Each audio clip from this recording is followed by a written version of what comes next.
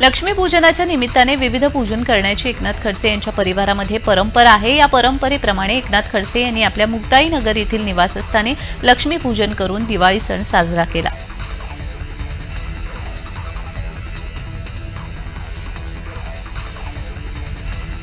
राज्यातील कारागृहांमधील दूरचित्रसंवाद सुविधेची अर्थात व्हीसीची उपलब्धता आणि वापराची स्थिती काय अशी विचारणा करून उच्च न्यायालयाने राज्य सरकारसह कारागृह विभागाच्या पोलीस महानिरीक्षकांना त्याबाबतचा अहवाल सादर करण्याचे आदेश दिले। न्यायमूर्ती भारती डांगरे यांच्या एकलपीठाने कारागृह विभागाच्या पोलीस महानिरीक्षकाने राज्य कारागृहातील सर्व दूरचित्रसंवाद सुविधा कार्यान्वित केल्या जाऊ शकतात का आणि आणखी काही दूरचित्रसंवाद सुविधा जोडण्याची शक्यता आहे का अशी विचारणा करून त्याची माहिती सादर करण्याचे आदेश देखील दिलेत।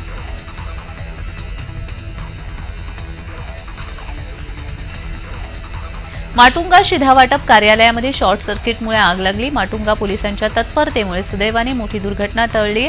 शिधावाटप कार्यालयाच्या मागेच पोलीस क्वार्टर्स आहेत। पोलीस अधिकाऱ्यांनी आग पाहिल्यानंतर तातडीने मदतीसाठी हाक मारली। अग्निशमन दल वेळेवर पोहोचल्यामुळे मोठा अनर्थ टळला।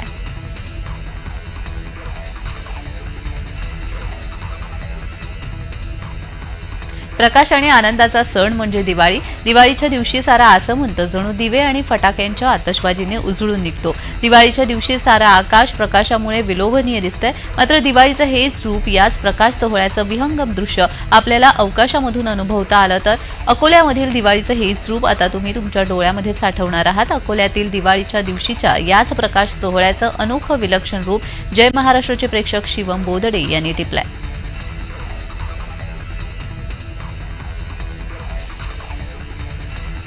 विधानसभेच्या निवडणुकीच्या अनुषंगाने यंदाची दिवाळी अधिक गोड होतीये। सर्वत्र राजकीय नेत्यांच्या घरी जल्लोषामध्ये दिवाळी साजरी होते। राष्ट्रवादीचे आमदार अमोल मिटकरी यांच्या निवासस्थानी लक्ष्मीपूजन झालंय। मात्र या लक्ष्मीपूजनाला महाराष्ट्राचे मुख्यमंत्री म्हणून अजित पवार लाभो असं साकडं मिटकरींनी घातलंय। दरम्यान लक्ष्मीपूजनाच्या निमित्ताने मिटकरींनी पत्नी कविता मिटकरी यांचं पूजन करत पत्नीच्या चरणी नतमस्तक झाले आणि लक्ष्मी म्हणून पत्नीचा आशीर्वाद घेतला। यासोबतच आई आणि मुलीचं देखील पूजन केलं।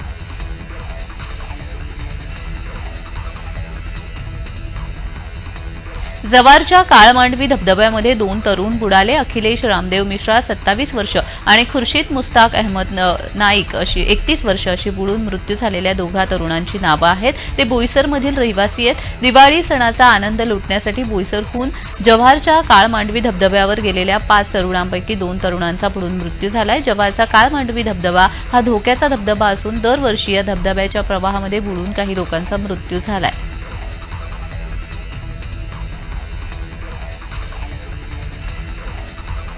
सोलापूर जिल्ह्यातील मातंग समाज आक्रमक झालाय। सिद्दी कदम यांची उमेदवारी रद्द केल्याने आक्रमक झालाय। सिद्दी कदम यांना मोहोळ विधानसभेची अधिकृत उमेदवारी जाहीर करण्यात आली होती। राष्ट्रवादी शरद पवार गटाकडून उमेदवारी देण्यात आली होती। राष्ट्रपती जिल्हाध्यक्ष बळीराम साठे यांना मातंग समाजाने घेराव घातला। सिद्दी कदम यांना उमेदवारी देण्याची मागणी करण्यात आली।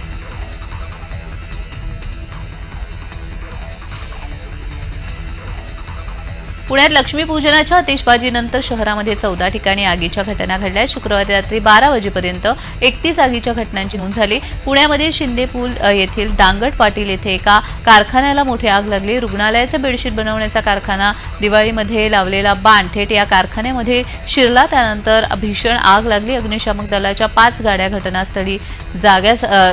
घटनास्थळी दाखल झाल्या होत्या आणि आग विझवण्याचे शर्थीचे प्रयत्न त्यांच्याकडून करण्यात आले।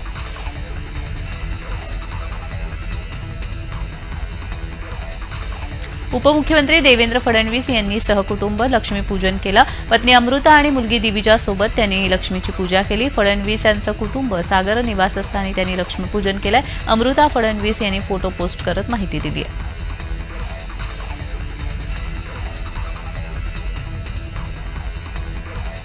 दिवाळीनिमित्त फटाके फोडताना 34 जण भाजल्याच्या घटना घडल्या आहेत। अनेकांचा फटाक्यांनी घात केलेला आहे। भुईनळ्याचा स्फोट झाल्यामुळे एका 12 वर्षाच्या मुलाचा डोळा निकामी झालाय तर सुतळी बॉम्ब हातात फुटल्याने एकाचा पूर्ण हात भाजलाय। बहुतांश रुग्ण हे 10% भाजलेले आहेत। छत्रपती संभाजीनगरामध्ये जल्लोषामध्ये दिवाळी साजरी झाली। फटाके फोडताना अनेकांना फटाक्यामुळे इजा झालेली आहे। शुक्रवारी तब्बल 34 जण भाजलेत। घाटी रुग्णालयाच्या जळीत विभागामध्ये 14 रुग्ण दाखल झालेत।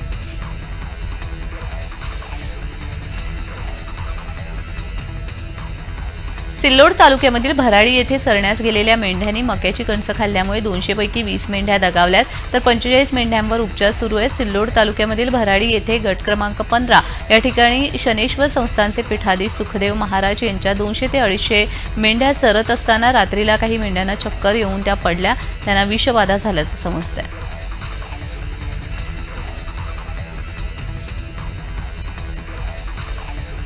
भारतीय सैन्याने शुक्रवारी पूर्व लडाखच्या डेमचोक सेक्टरमध्ये गस्त घालण्यास सुरुवात केली आहे। लवकरच डेप्सांगमध्ये गस्त सुरू करण्याची योजना आहे। सुमारे 4.5 वर्षांनंतर चीनी सैन्याने प्रवेश रोखल्यानंतर दिवाळी दरम्यान लडाखमधील प्रत्यक्ष नियंत्रण रेषेवर अनेक सीमा चौक्यांवर भारतीय आणि चीनी सैन्याने मिठाईची देवाणघेवाण केल्याच्या 1 दिवसानंतर हा विकास घडलाय।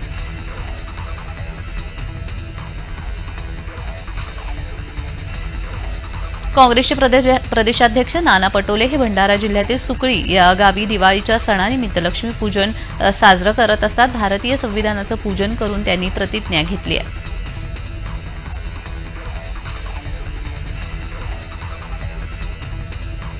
महाराष्ट्र प्रदूषण नियंत्रण मंडळ आणि पालिकेकडून एकल वापर प्लास्टिक विरोधात प्रतिबंधात्मक मोहिमेअंतर्गत ठिकठिकाणी तपासणी करून कारवाई करण्याचा नियम आहे। काही दिवस ही प्लास्टिक वापर विरोधातील मोहीम सुरू होती, मात्र दिवाळी दरम्यान बाजारामध्ये सर्रास एकल वापर प्लास्टिकचा वापर होत असून त्याकडे संबंधित विभागाकडून दुर्लक्ष होत असल्याचं दिसून येत आहे। अनेक ठिकाणी पालिकेच्या संबंधित अधिकाऱ्यांच्या हात ओले करून याचा वापर होत असल्याची नागरिकांची तक्रार आहे।